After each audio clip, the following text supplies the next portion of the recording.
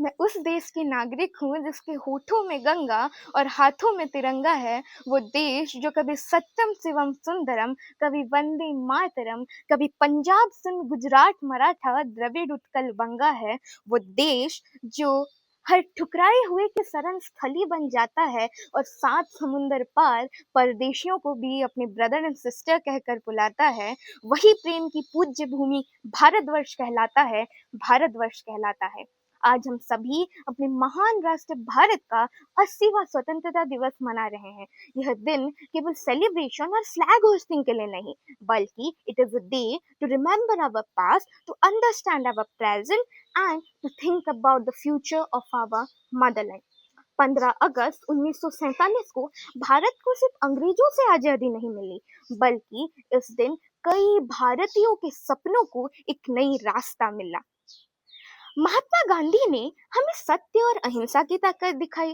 भगत सिंह ने हमें साहस और बलिदान की मिसाल कायम की। सुभाष चंद्र बोस ने अपने देश, अपनी मातृभूमि के लिए जीवन समर्पित कर दिया। और रानी लक्ष्मीबाई ने हमें यह बताया कि साहस और देशभक्ति के सामने कोई भी ताकत बड़ा नहीं है। ऐसे कई अनगिनत फ्रीडम फाइटर्स ने अपनी जान की परवाह किए बिना अपनी मातृभूमि, अपने देश के लिए जीवन समर्पित कर दिया। They did not fight for a comfortable life, but they fought so that we could live with dignity and freedom. आज हम एक ऐसे स्वतंत्र भारत में रहते हैं जहां हमें अपनी बात बोलने की आजादी है, अपने सपनों को पूरा करने का एक साहस है और अपने भविष्य को बेहतर बनाने की शक्ति है। लेकिन freedom also comes with responsibility. हमें अपने देश के रूल्स एंड रेगुलेशंस और लॉज का सम्मान करना होगा, एनवायरमेंट की रक्षा करनी होगी और हर नागरिक को सम्मान करना होगा।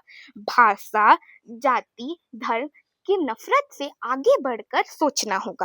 हम अलग अलग भाषाएं बोलते हैं, अलग अलग ट्रेडिशंस एंड कल्चर रखते हैं, लेकिन हमारी ये डाइवर्सिटी हमारी कमजोरी नहीं बल्कि हमारी सबसे बड़ी ताकत बन जाती है। आज का Bharat science, technology, education, sports और अंतरिक्ष जैसे क्षेत्रों में निरंतर प्रगति कर रहा है, लेकिन हमें सिर्फ एक पावरफुल इंडिया ही नहीं बल्कि एक responsible, united and compassionate India बनाना है।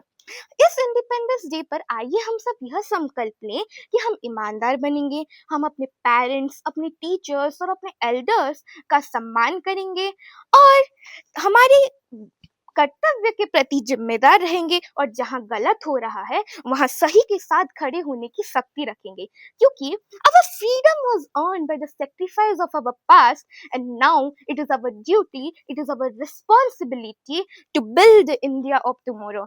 आइए हम सब एक ऐसा भारत का निर्माण करेंगे जहां हमारे आने वाली पीढ़ी गर्व कर सके। जय हिंद, जय भारत, वंदे मातरम। धन्यवाद।